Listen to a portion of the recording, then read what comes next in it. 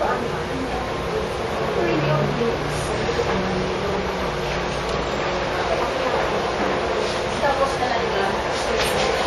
day, sir, madam.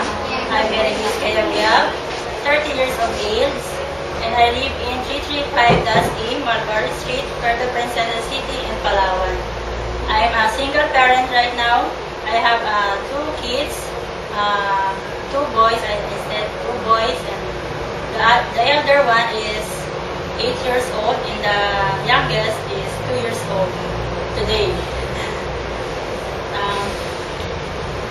I'm graduated in high school in Palawan, National High School in Palawan, and I graduated in 2 years course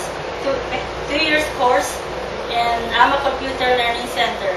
What course? Computer programming, ma'am.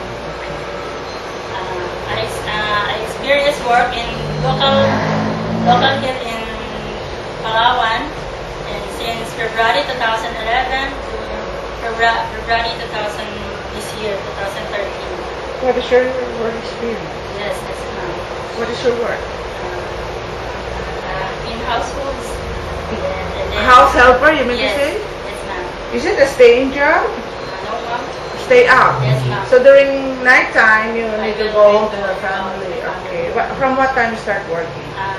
7 in the morning and then 7 in the evening. Tell us about your duties there, sir.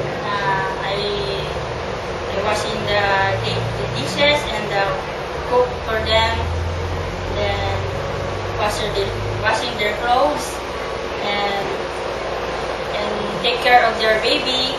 They have a young How old? 2 years. How many housemaids inside the house? One only You're the only one. So your madam is working. in pension. Okay. So on the pension house. Okay. So if ever you go home during night time, who take care of the baby? My mother, ma'am.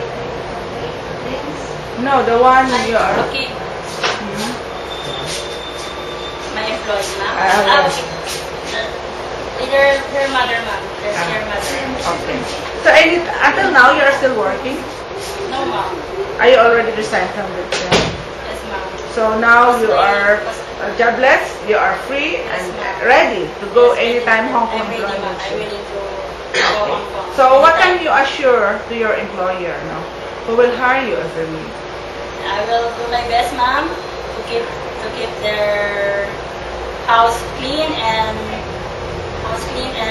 I will make sure that all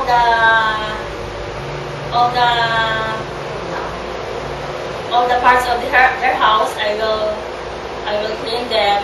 Then I will take care of their baby if they have. And of course, all the family members you need to serve. Yes, ma'am. All the household chores. Yes, ma'am. I will.